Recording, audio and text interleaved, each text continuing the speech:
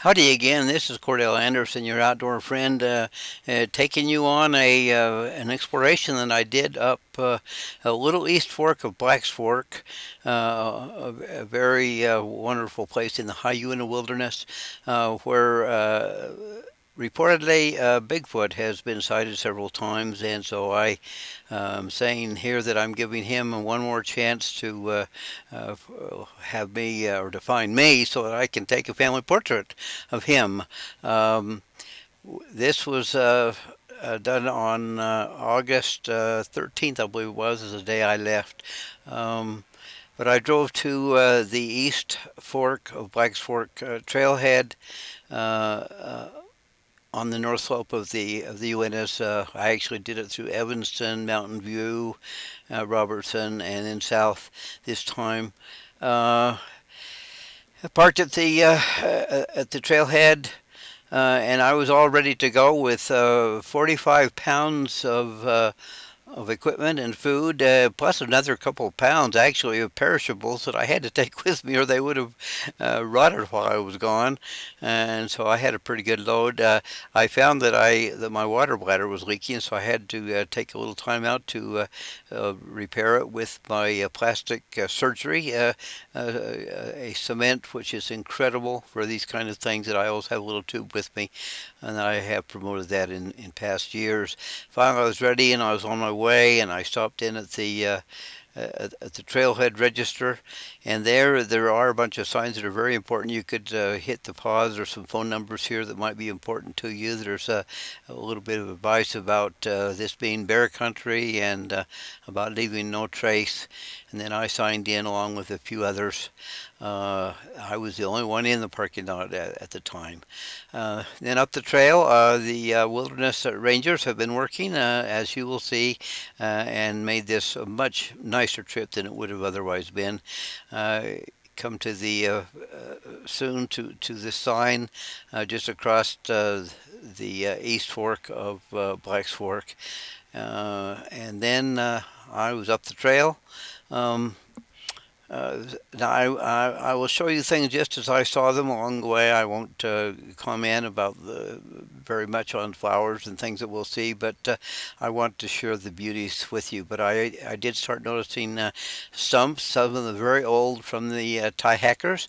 That if you don't know what they are, go check out some of my 12 or 13 YouTube videos and photo essays on the tie hackers, the unsung American heroes without whom the West might not have been won.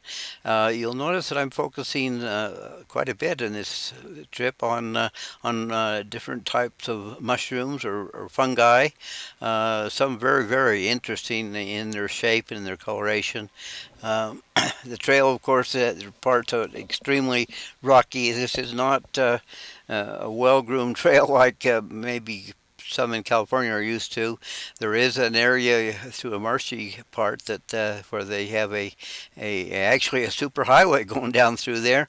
And I did notice a flower which is new to me, and it was a very poor one. It was kind of eaten by insects, and I meant to search out a good sample of this on my way back, but I forgot to do so. So I'll have to do that in another year, I suppose.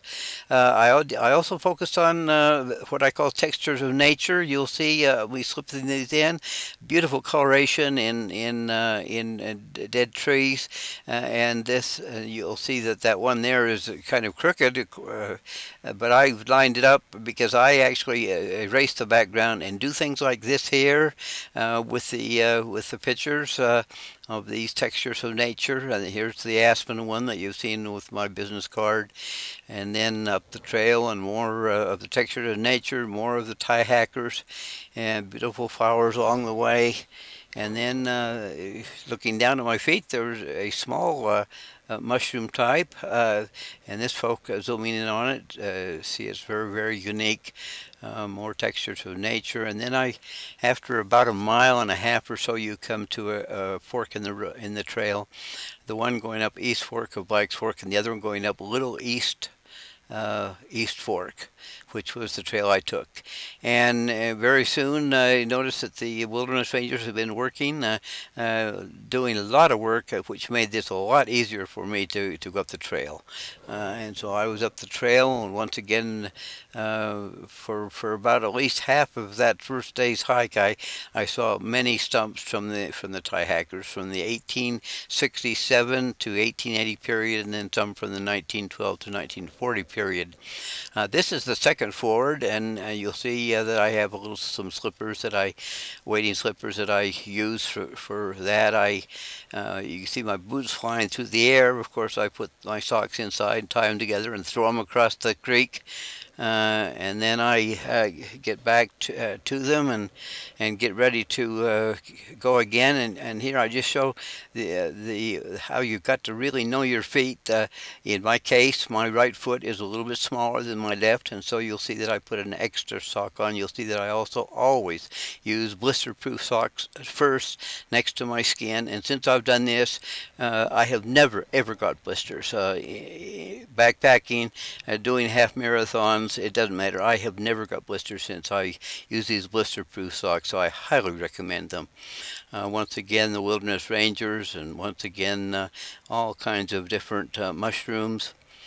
And now we're getting up into the higher country.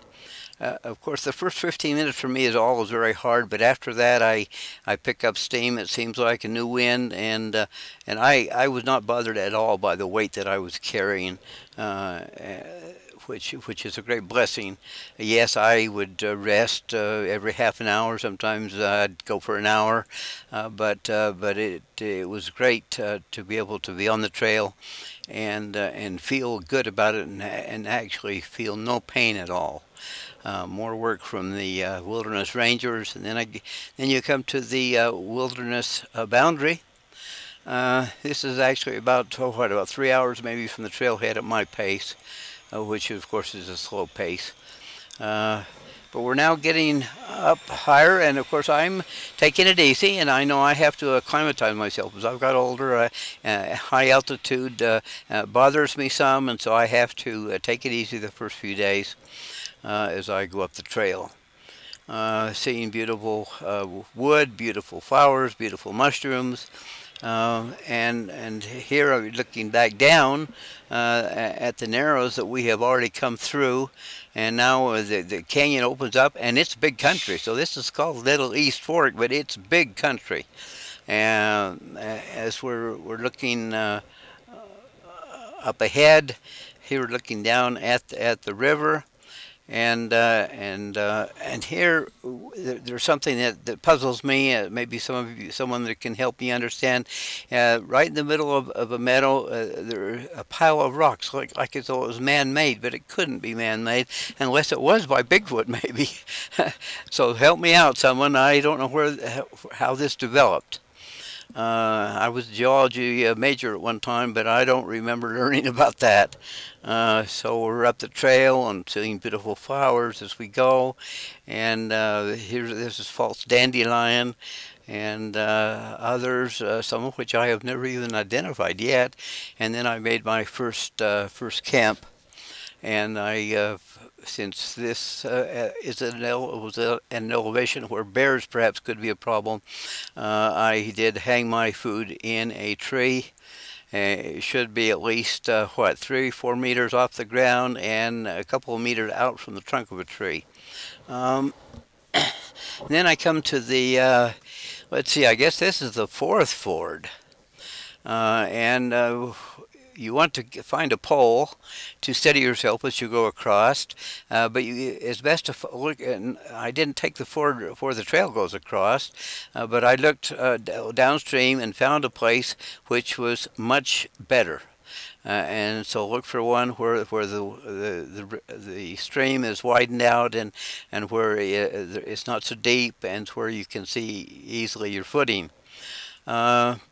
Now we're really getting up into the upper country, We're at about 10,000 feet elevation, at least, probably over that now, with more mushrooms of different types and wildflowers.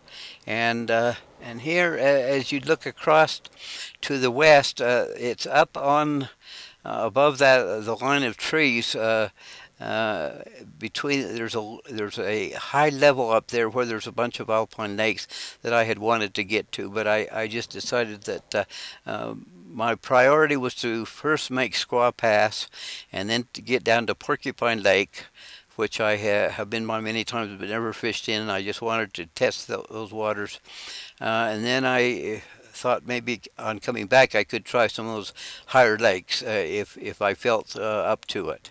Uh, but you'll notice I start throwing in interesting rocks, fascinating geology of the Uintas. There's the flowers, the mushrooms, there's the rocks, there's the trees. All of these could be considered the texture of nature, as I call it. All of a sudden, I came to areas where the grass was all trampled down, and I realized, hey, sheep have been up here, and so I expected fully to see sheep and to see sheep herders.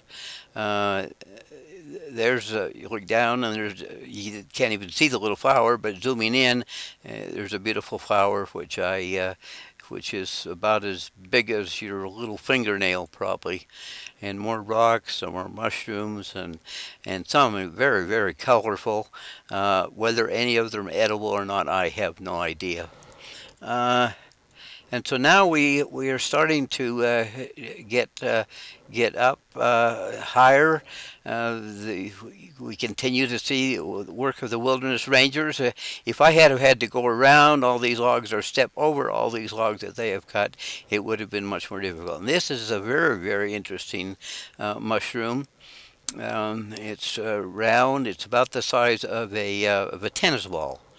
And then there's the Mormon butterfly, and now you see that we are getting up where we can actually get a glimpse way up ahead of us of Squaw Pass, 11,700 feet, and we start climbing up very sharply, and it gets very rocky, and my wristwatch that shows the altitude shows a very steep rise in elevation.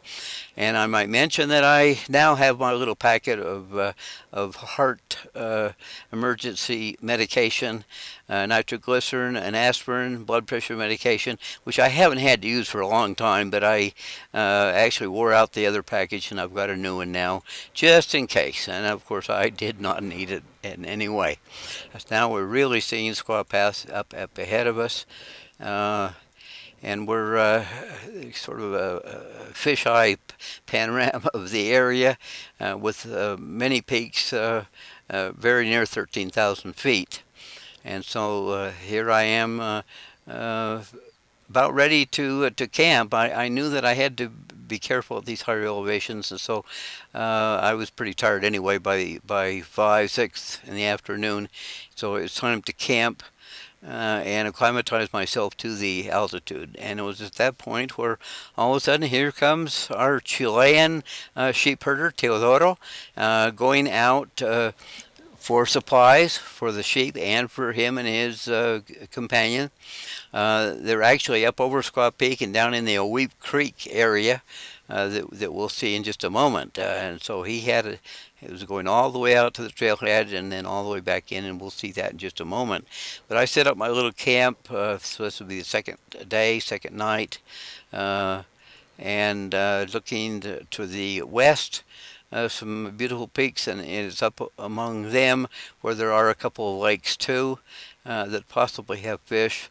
Um, and I actually wanted to get up to that upper level that you see about right in the middle of that picture, but I didn't quite make it. And I thought, well, maybe it's best to acclimatize myself and then do that on my third day. And so up I go through the rocks in a very rough trail, and I thought, man, it must be rough on those horses and on the mules. And I found splotches of blood here and there where some of them did actually get injured.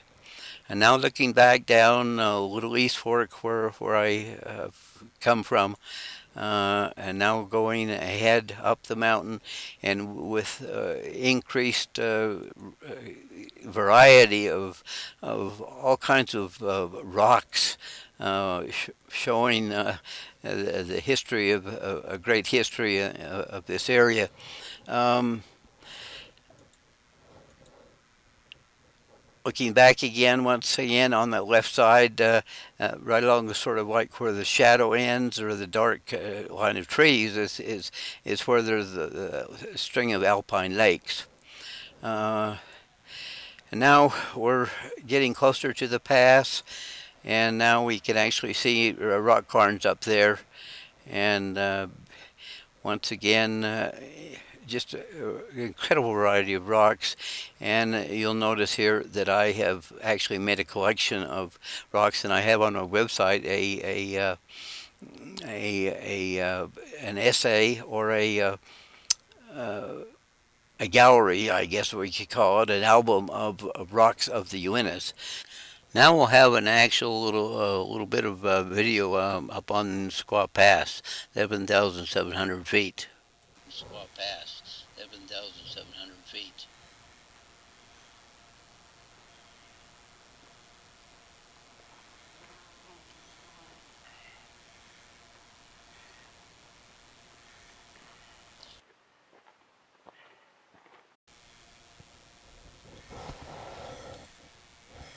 I'll be damned if I know what I'm doing.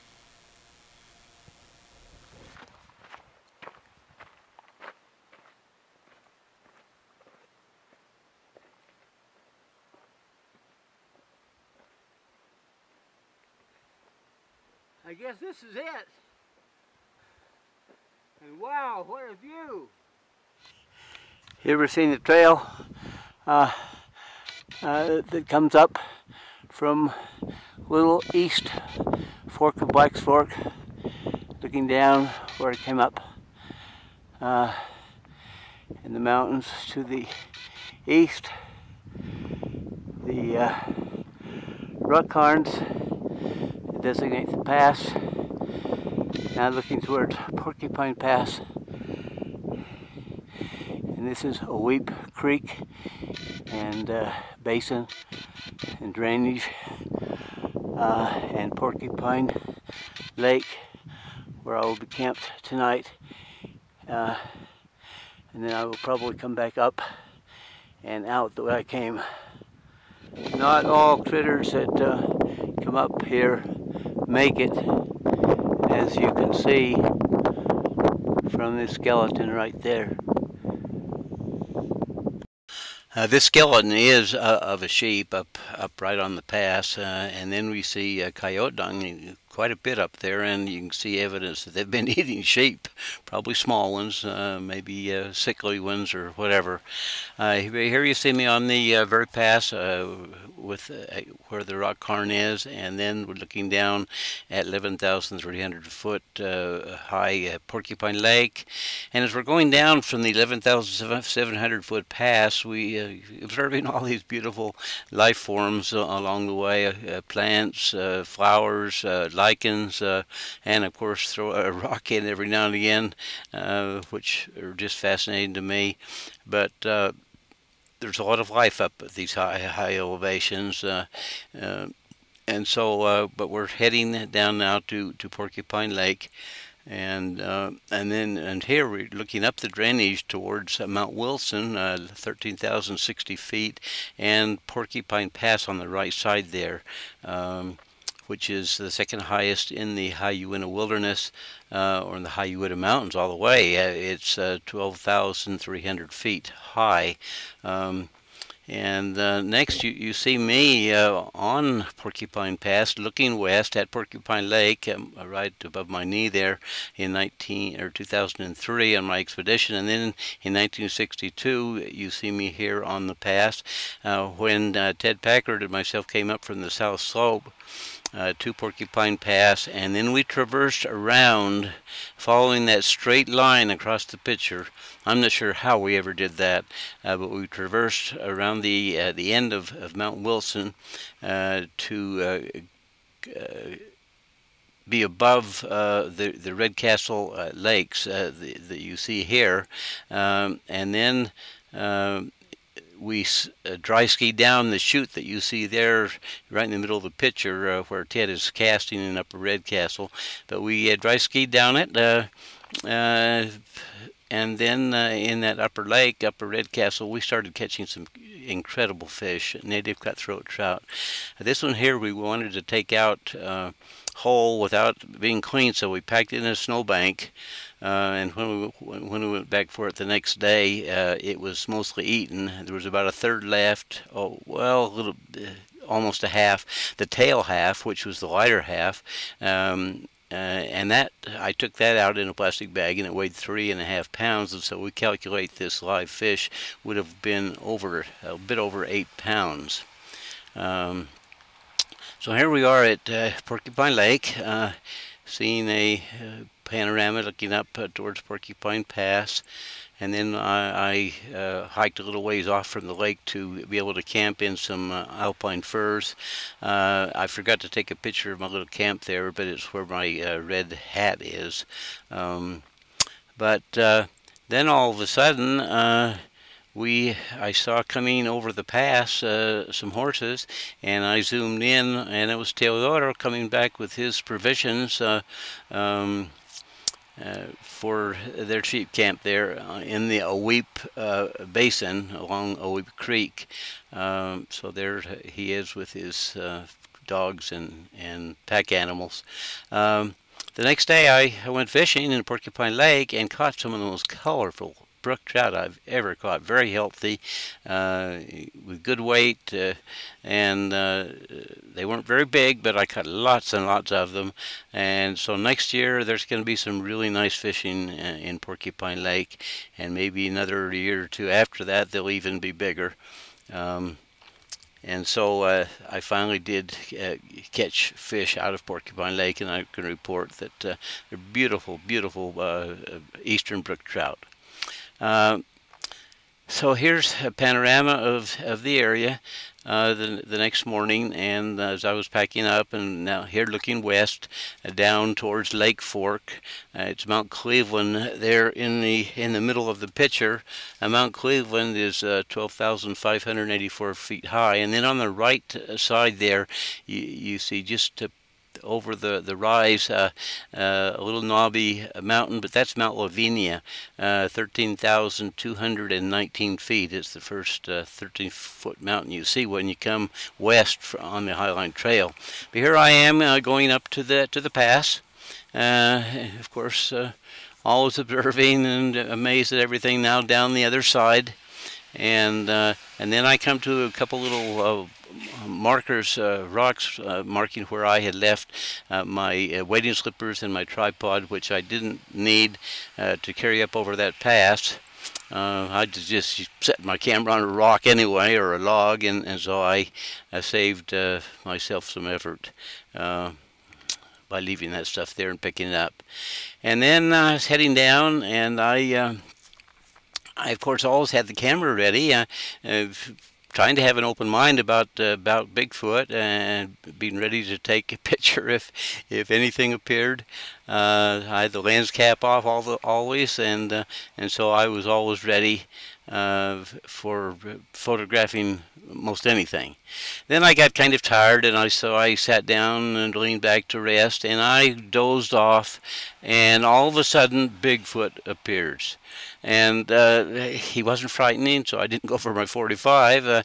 He seemed to be making gestures which I couldn't understand, and I tried to ask him questions with gestures, asking about like his wife, about maybe little ones, and I reached over where I had a camera on a rock, and I, without being very direct, I tried to punch the buttons and make sure that I was getting some pictures. Even tried to get some movie footage.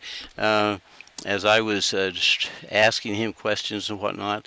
Then I used a gesture about what they ate, and he just seemed to understand that. And he kind of got into a prancing position with his hands up front, like a prancing deer, and then he made a gesture like jumping on its back and wringing its neck or breaking its neck. And so that sort of answered my question about what they maybe ate, at least in part. And and then all of a sudden, his son appears, but on horseback. And I remembered that a sheep herder had lost a horse a couple of years ago up in this area, and so I guess maybe that's why we don't see pictures of Littlefoot, because he's on a horse. But they started kind of smiling and shaking their head at me, like saying, "Hey, these human beings, they can't survive up here without an REI backpack or without a Go Light down quilt or rain gear or without fancy footwear or foot gear, and so they were just kind of shaking their heads, and then they turned away to head off, and I was just amazed at this experience that I was having. And but as they were heading off into the forest, I reached over to grab my camera to make sure that had been getting some pictures. And as I did so, my camera got knocked off the rock, and the clattering of it falling off, all of a sudden it woke me up, and I realized that this was just a dream. And I checked the camera to see if I had actually recorded something, and there was nothing, of course. But it had me thinking, well, it's like a vision in a dream, like the prophets of old had, indicating that, well, maybe there's something to this. Of course, if you're doubtful, you can always think, well, just a dream. But I did notice that in the camera falling off the rock, I broke my skylight filter, but it actually saved the lens, which is the purpose of having a skylight filter, the main purpose maybe. And so I had this experience, and I think, well, maybe there's something to this. And so I will be ready from here on, as I had been, with my camera ready to get a shot of whatever might appear. And so I was heading down the trail. You can see the path there in the background, and then all of a sudden, through the trees, there appeared this giant figure with a red T-shirt on. And of course, I was ready for Bigfoot, but I came back to reality pretty quick and realized that it was Rob Wilcox, mountain runner. He was heading for the pass, and we had a great conversation. And I did look at his feet, and they weren't big feet. And I told him the story of my dream, and he said, well, maybe there's something to it, who knows, so he tried to have an open mind too, and I guess not make too much fun of me daydreaming. But so off he went, and he did say, hey, down the trail a couple of miles is my camp, tell my wife that you're invited for chicken dumplings for evening. And I thought, oh man, hey, anything to not have to eat the stuff I'd been eating all these days up there. And so I finally didn't get there, but I set up my camp, and then all of a sudden he appears, and I yelled, well, how far did you go? And he said, all the way. And I thought, that was just incredible. To me, that's more amazing to run from clear down there, actually by the fourth ford, all the way to the pass and back. Was just an incredible feat that I sure wish that I could do. And so that's the Rob and his family. And, of course, the story of Bigfoot, very personal stories. Of course, I had my camp, and I had my food going, and of course, I was eating chili beans and wishing that I could have had some of those chicken dumplings. But as I was heading down the next day, I took shots across to the west, and you can see up above the tree line there, between there and the high peaks. That is that upper level where there's a bunch of alpine lakes that I had hoped to be able to get to them. But quite frankly, I I actually felt that I'd done pretty darn good getting over the past into Porcupine Lake, and so I didn't quite feel up to taking on those alpine lakes. Down the trail, all of a sudden, I started meeting some big party of backpackers led by Mike Atkinson, and he asked me who I was, and he said, "I think I know you." And then all of a sudden he said, "Yeah, hey, we've seen your website, and me and my brother, we really paid attention to your treatment for arthritis using cod liver oil, and hey, it really works, you know." And so we had this great conversation as we went down the trail, and there was his son-in-law, Aaron Cooper, and then his Mike's daughter Jen, and then Aaron's wife Lisa and daughter, and then there Mike is with Littlefoot. So we didn't get a picture of Bigfoot, but there Littlefoot is, and there's their whole family. There was a bunch of them down the trail already. I didn't get shots of them. Here Aaron is. This is the fruits of having 4 or 5 kids and having to carry all their stuff. He's got more than 80 pounds on his back. And then I met the Hardys a little bit further on and had a great conversation with them, and finally made it down to the trailhead, and that had filled up with cars and horse trailers, and since I had gone up there. As I was going down the trail, of course, I noticed that there were some of the leaves were starting to change already. There had been frost on the meadow several of the nights up there, and so fall is on its way. But there's my story of a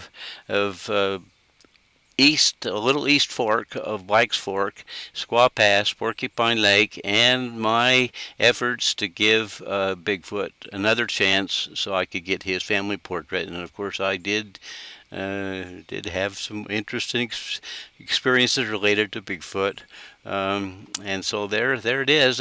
You can go to my website for more information, and soon I will put together some incredible YouTube videos about my efforts to do research in southern Wyoming and in Lone Tree, exploring the site of the first Rocky Mountain Mountain Man rendezvous in 1825 on the Uinta's Henry Fork River, and then on down to Burnt Fork, McKinnon, and on down to Manila, Utah, where I just had some incredible encounters, just chance encounters with some wonderful ranchers and people that just were walking encyclopedias of history, and I have just got to report on that experience, which is one of the better ones that I've had during this whole season, summer season.